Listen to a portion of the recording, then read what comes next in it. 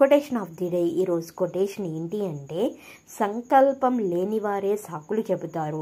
అంటే మనకు మనం చెప్పుకునే కొన్ని సాకులు, నాకు మరింత సమయం ఉండుంటే ఖచ్చితంగా ఆ పని పూర్తి చేసేవాడిని, నేను కూడా ధనవంతుల కుటుంబంలో పుట్టుంటే సొంత వ్యాపారం ప్రారంభించేవాడిని, నాకు ఏ కోసాన్న అదృష్టం లేదు, లేకపోయింటే నా జీవితం ఇలా ఉండేది కాదు, ఇలాంటి మాటలు చెప్పే వారి జీవితం ఎన్నటికీ మారదు. అలాంటి వారి దగ్గర లేనిది సమయం, డబ్బు, అదృష్టం కాదు, సంకల్పం.